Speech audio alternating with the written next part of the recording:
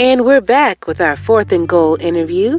Tonight's guests are Mr. Matt Wilson of the Mexico City Aztecs and Jed Christie of the Indianapolis Spitfire. How y'all doing tonight?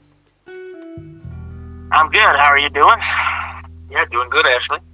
Fantastic, gentlemen. Fantastic. Thank you so much for taking the time out to be with me tonight. And we're going to go ahead and get started with your interview. So this question is for both of you. Who are you and what do you do for the SFL? And I'll start with you first, Matt. Well, I'm Matt Wilson. I'm the quarterback for the Mexico City Aztecs. I'm also the co-owner of the Mexico City Aztecs. I'm also on the broadcast team. So I do a little bit of everything in the SFL. Fantastic. All right. And what about you, Jet? Yeah, I'm Jed Christie. I'm the general manager and also playing wide receiver for the Indianapolis Spitfire. Recently just joined the beat writing team, trying to get more involved in the league also. Fantastic. And can you give me some personal details about yourself? It doesn't have to be too long. I'll start with you first, Jet. Who are you as just a regular person? Yeah, so recent college grad, living and working in Indianapolis. Working in retail management until I can find something more along what I went to school for. But I wouldn't say I'm a huge sports fan overall, but overall a big football fan, definitely NFL fan and Colts. So SFL is kind of right up my alley there. Okay, sounds good. And what about you, Matt? Gosh, man, I feel like an old person in this league. I'm 37 years old, which nobody usually guesses, or like, oh, you're 16? No, thank you. Me, job-wise, I'm still looking. I've had my issues up and down. I'm sure people know about my health situation. So, but I have 3 associate's degrees, one in IT, one in computer networking, one in psychology, and I have a bachelor's degree in information technology from the Rochester Institute of Technology. So I'm well educated. I just need to find the right fit for me. But I am definitely a huge football fan and a huge sports fan in general. I actually met Buffalo Bills quarterback Jim Kelly, and while high on some kind of pain medication, told him that when you guys lost that first Super Bowl, I cried like a baby. And his reply to me was, a lot of us cried. So had a little bit of therapy right there. So good little story. But yeah, definitely involved in this league. Definitely enjoy football. So glad to be here. Fantastic. And so how long have you been in the league, Matt? Well, I've been watching the league since season 4, and I was drafted the last pick of season 6 in the first ever SFL draft. So yeah, I'm Mr. Irrelevant, supposedly. Oh, Garen. Garen Malone is Mr. Irrelevant, so I don't know how. I don't know how that happened. Yeah. Us Mr. Irrelevants are pretty good. Yeah. All right, and Jet, how long have you been in the league? This is going to sound embarrassing, coming right after Matt, honestly. So he's been around since season 4. I would say I've been around since week 4. I'm super new to the league in general. Just kind of got everything thrown at me at once, and I've just been kind of loving it. Awesome. Learning on the fly, huh? Oh, yeah. Hey, well, it seems like you're doing a pretty good job, man. That's how you have to learn sometimes. They pick the right man for the job. So I appreciate that. Yeah, anytime. So what do you guys like about the SFL? And I'll start with you first, Jet, on this one. So the first thing I noticed when I came in was really how deep it was. I know there's a lot going on with Cam doing everything manually, updating the rosters and everything like that. A feature that APFs are just not using in franchise mode. They're just using all the exhibition play nows and keeping track of the stats manually and doing everything that way. And it's just so deep. And every day I've been here, it's just learning more and more that goes into it. It's honestly crazy. It's easy to get sucked in, definitely. It is. And then all the community has been awesome. That's what really keeps you hooked. You come in for the football, but then you start making connections and talking to people. And I got lucky coming in with a group of rookies all at the same time who've been really active and really been growing in the league together, and that's been awesome to be a part of. Definitely. And what about you, Matt? What do you like about the SFL? Well, I've said this in my Hall of Fame speech, but I never got a chance to play any kind of organized football. Being in a wheelchair, being quadriplegic, you don't kind of get those opportunities in life. So for me, hearing my name called, being able to make great plays in the field, being able to win an SFL championship when I never would have had that kind of opportunity in real life is just means a whole heck of a lot. And so I've expanded my role just to help the league further and to just try to help my team win any way I can. So I'm just glad to be here. Yes, and we're glad to have you, man. Definitely. What is your most memorable SFL moment? And I'll start with you first, Matt. Well, I memorable SFL moment, man. There's been so many seasons and so many games, but again, I'll go back to my Hall of Fame speech. Cam mentioned it. There was this, my first season in the SFL when I was playing for the then Santa Fe Gorillas. I had an 18-point comeback in the fourth quarter against Carolina, and that was really my first taste of, the whole experience being, getting called by Cam and just crazy moments in the final 30 seconds. It was amazing. And then that's when I had a talk with him afterwards, and he always likes to bring up telling him my story and why it meant so much to me. And that was the start of our relationship, and that's really, like I said, how I really got me hooked into the league. If I wasn't sucked in before, I was really sucked in then. I got you. And what about you, Jet, so far?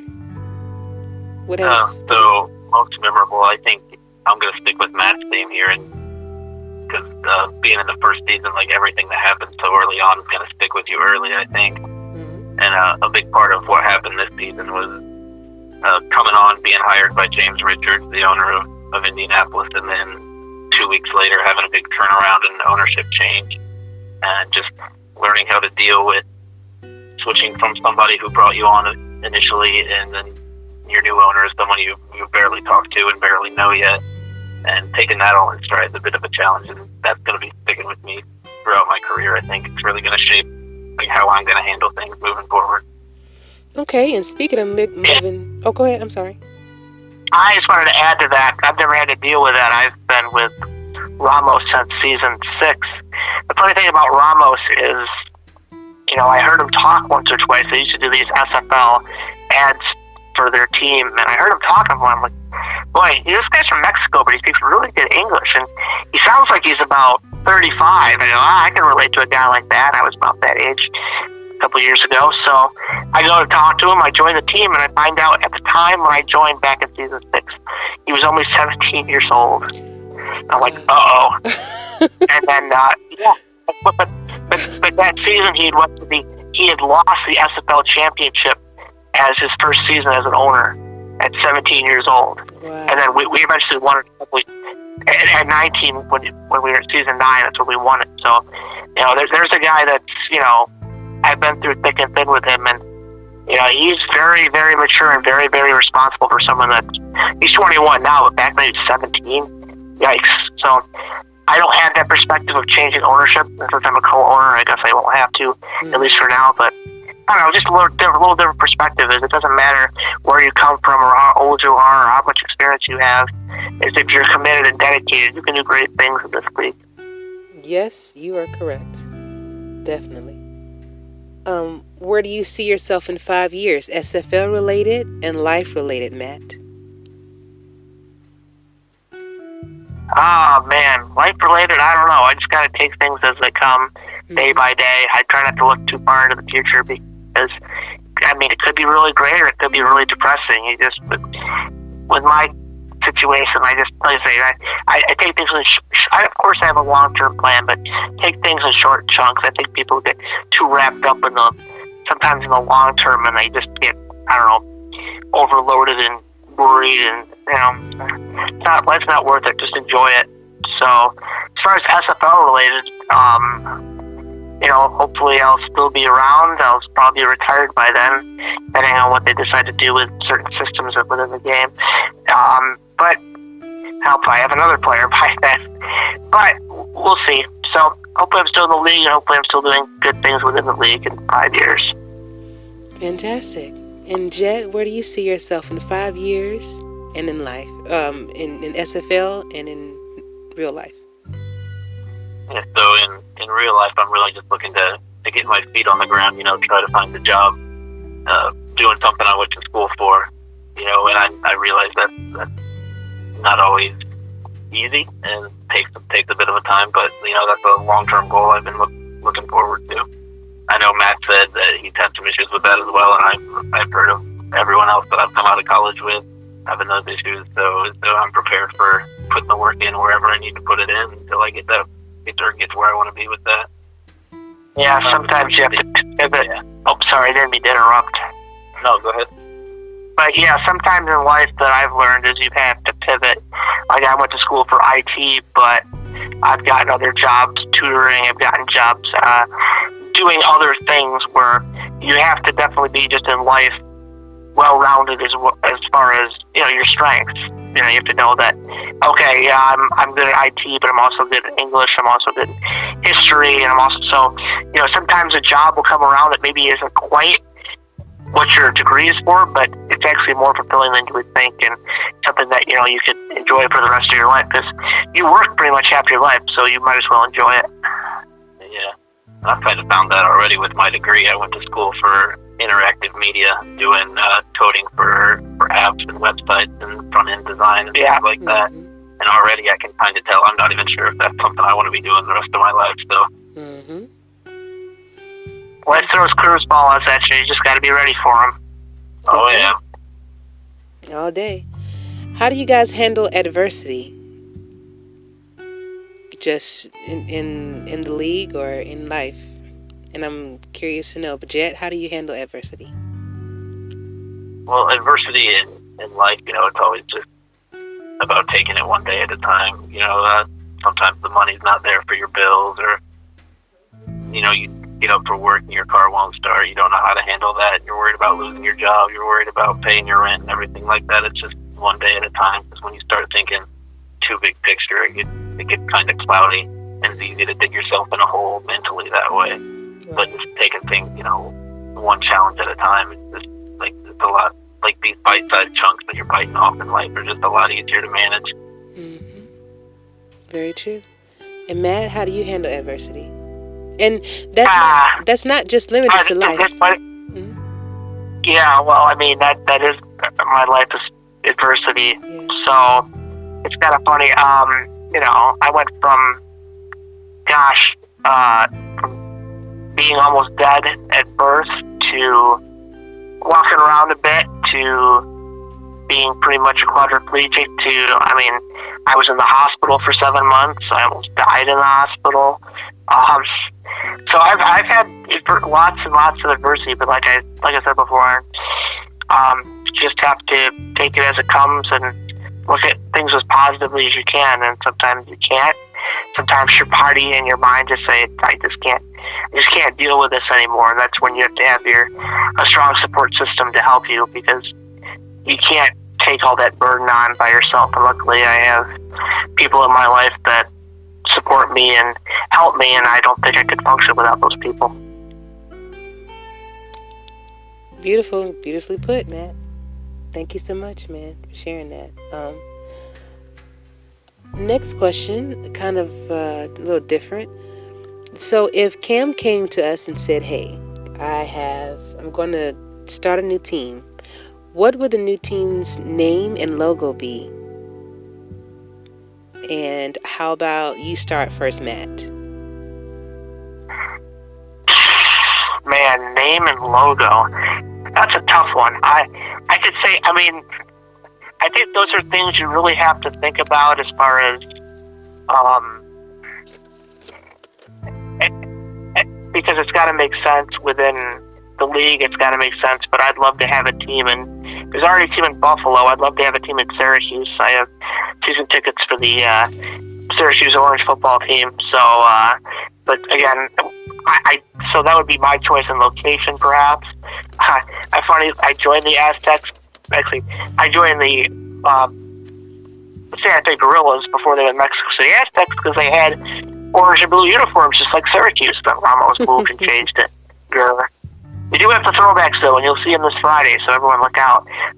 You can't take those away from me. So I don't know what I would call a team in Syracuse, but I think it's more location than something that's, you know, close to you. And if you have that passion for your team, then it'll rub off on everything else in your organization. Okay, I got you. I've been hearing Portland lately. Everybody wants a team out of Portland for some reason. Yeah, I've been hearing a lot of stuff about the Pacific Northwest, I think. So, Jet, what do you think? I also think it comes down to who the owner is. I think a good model to follow is someone like Jeremy in Denver, who's really taken it upon himself trying to get after local sponsorships and things like that. So an owner that has a team close to where he's from, a city he's close by, and we can really make those local connections, I think would be a big deal. I got lucky enough, came into the league and immediately searched out a team in Indianapolis because that's my hometown, and found one and got on board there. As for a new team, I'm born and raised in the Midwest, so Midwestern cities are always going to be a soft spot for me. I read about Minneapolis having a team, and that was before my time. Obviously before my time, anything before this season is before my time, but the old Minneapolis Maulers, I think coming in, having an old team be revived like that would be cool to see. Oh gosh, those teams give me nightmares. They won a couple championships. I like the Dallas Roughnecks personally. That was pretty good. Yeah, they beat our butts weeks ago. So I'm reading. So as I'm interviewing people and diving down into everyone's stats, I'm starting to understand which teams were more dominant, back then and even now, and it's a lot, it's a lot to learn, but it's fun, This is the last question, guys, and this is kind of individualized questions because, of course, Matt, you've been here for the longest, and Jet, you just got here. So, Matt, my question for you is, how have you grown in your position as co-owner, and what can you do differently to be better, to be better in general? As co-owner, I mean, I Ramos brought me on because he was a little bit disorganized in his roster planning. The way he was at the time, players were created a different way, and we didn't have progression. But things are still falling through the cracks that I noticed. And then as things changed, like I say, I just try to make sure that the team is put together the best it can be. And I think you can always improve communication with people. Make sure your players all know what's going on. If they forget, if it's like Tuesday and progression's due on Tuesday night, make sure you contact players and say, hey, gently, hey, dude, don't forget your progression. It's really important for the team. So just, I think in general, you just got to, and if you have a disagreement with someone, do it. And this has been an issue league-wide sometimes, is, do it respectfully, do it behind the scenes, don't bring it out in the open, because, we don't need any of that negativity around here. This should be a positive place, and if you have a disagreement, be civil and act like adults. Don't act like children. Right. It doesn't matter how old or young you are, you can act 8 to 10 years old. I've seen it. So, just, this isn't me specifically, but in general, just everyone, just try to be on your best P's and Q's, act like adults, act like this is a business as far as being professional, and just have fun with it. And it shouldn't be a chore, and it shouldn't be a negative. And if it's a negative for you, if it's too much of a strain for you, then, just bow out gracefully. Don't tear the whole place down with you. So that's advice I would give for me or anybody else, is just act your best, be positive, be constructive, but, whatever happens, and just enjoy it. All right. Wise words. Thank you so much. And Jet, since this is your first year in the league, tell me about your experience as GM and what will you do differently next season in comparison to this one? Yeah, so one thing I'm remembering when just trying to get better at the job is to sit back and listen. Like, this is a great opportunity to hear from the mind of someone who's been around a while like Matt. I think this is really awesome that you got both of us on the call together. It gives me a really cool learning opportunity to listen to how someone who's been so successful for so long in the league does it. Beautiful. Well, I'm glad that we were able to make it, happen. And I think we all have a lot to learn from Matt, and from the players that have been in the league for the longest. They know how it goes. They know what you should spend your points on, what's going to help the team and what's not. So, just listen to your veterans. They have your best interests at heart, especially, on your teams. But this is the end of the interview, guys. Oh, go ahead. I'm sorry. Go ahead. So do your owners in general, and so do your GMs. It's not all about me. I said that in my Hall of Fame speech back when we had the old system of player creation. I saw the way the roster was set up, and I said, well, I don't need to be a gold quarterback. I could be a bronze quarterback and promote Ray Bentley to a gold running back. And one of the reasons we won the championship in season 9 is because I said I don't have to be as good. I don't need to pass for this many yards. So, like I say, don't be selfish as a player. If it's better for the team for you to do this than this, even though it doesn't look as good to you as your own individual player, always consider your team as a whole. Winning is important. Making the playoffs is important. That's all I care about. I don't care. You can do what you want with my player, but I care more about my team, and I think that's a good attitude for any player to have. Be a team player. Yeah, I think that's come into play for me. Learning as a GM, like coming in as this big football fan, GMs is like these talent scouts, these evaluators that go out and watch people's performance on the field and try to figure out how that's going to fit in their system. And then coming into the SFL, it's really, being a GM is a lot more about scouting personalities than it is scouting talent. So when you're going through the chat and you're talking to these guys, you're looking for those kind of guys that are going to be team first and help the team out with their position changes and where their value lies at.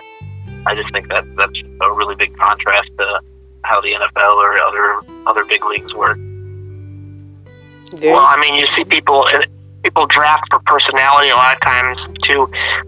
In the NFL, like, you don't want a diva that's gonna be complaining to the coach, complaining to the players. It drags down morale.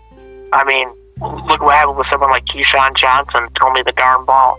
He had to a kind of a rough career because he couldn't shut his mouth and be a team player and just try his hardest. And if you wanted to air out his dirty laundry, do it in private, like I said before, and not do it on the field and with your teammates and with your coaches where everyone's looking and everyone can see it. So I think that translates to both professional sports and the SFL. So I think that's kind of funny you brought up Keyshawn Johnson. That's actually who my player is based off of in terms of height, weight, number, not necessarily his attitude, but the way he plays on the field. That's kind of how Jack Christie's modeled. Yeah, well, in real sports, you can have all the athletic ability in the world, but if you don't have the drive, it's like someone like Jerry Rice, not the most physically imposing player, didn't have the greatest 40, but that man worked his butt off. He trained hard. He didn't cause much drama. And he's the greatest wide receiver in NFL history. Not because he ran a 4.2 40, but because he listened to his teammates. He didn't shout down Joe Montana. He didn't. He just worked on his craft, mastered his craft, worked within his system, did the best he could, and look where it ended up. You don't hear too many bad things talked about with Jerry Rice, but a lot of other guys you do, and then they just kind of flame out. So, Jerry Rice, it's a good lesson for everyone. Go ahead, Jet. I said Jerry Rice didn't dye his mustache blonde either. Topical reference towards Antonio Brown, though. Nice. But guys, that was fun. This is the end of the interview. Actually, it seemed to come up kind of quick. Guess time flies when you're having fun, right? Yeah. Exactly. But I normally give my guests the last word at this point. Matt, since I know you gotta go, you have a meeting, I'm gonna let you go first. Just whatever you want to talk about. This is your moment. Shout outs, songs, poems, whatever you want to do, go for it. Yeah, I'll just thank the people in the league. Thank Cam for creating the league. Thank Ramos for putting up with me for all these years, for like an old married couple now. Mike Daggs, the head of broadcasting, also my best friend since we were in, fourth grade. So we've been friends for over 25 years. So he's always been there for me, and I couldn't do it without him. So, and my teammates and my team, and go Aztecs this week. We got some Sharks to, hopefully do something with. I don't know what to do with Sharks. What do you do? Hopefully don't get bitten by them. Right? That Shark Tank is nothing to play with. Are you guys playing at home? No, we're playing. We're playing at home. Okay. So, okay. And we're rolling out the Santa Fe Gorilla throwbacks. If anyone wants to see the all orange old school Santa Fe jerseys from seasons past, check them out. I think we're playing Friday night. Sounds good. I'm definitely looking forward to it. I'll usually watch all of the games. At least I try to. So, yeah, I'm looking forward to it. All right, and Jet? Yeah, I want to shout out my guys in Indianapolis. We've kind of been through a lot this season, honestly. It seems like there's been a lot of turnover, early on in the roster. Before I even came on board, there was turnover, and then there's turnover with ownership, and then the coaches and everything. Just kind of been an up and down season. Mm-hmm. We're not sitting where we want to be at right now in terms of the standings, but we got a win last week, and that felt good, kind of re-energized us. I just want to thank all those guys for having me come on board in the middle of the season, and them really, accepting me and not being standoffish about some guy joining the league and coming in and taking over as GM of their team. And, just the way they brought me in has been really awesome. Beautiful, and I'm glad everything is working out. And you got to think of your team as like phoenixes. You guys rising through the ashes. So you'll be fine. Yeah, I believe in what Alan's doing as an owner and as a coach, and I definitely see success in the future. Fantastic, man. Well, thank you guys so much for being on with me tonight. I do appreciate it. You are invited back anytime you want to come. I will be doing this also in the off season, so if you guys have any announcements you want to make, or just want to talk about anything, just call me, let me know. You can be on the podcast, okay? All right. No days off, Ashley. Yeah, that's for sure. Hey, I understand, man. I definitely understand. But all right, y'all have a good night, and I'll see you out on the field. See ya.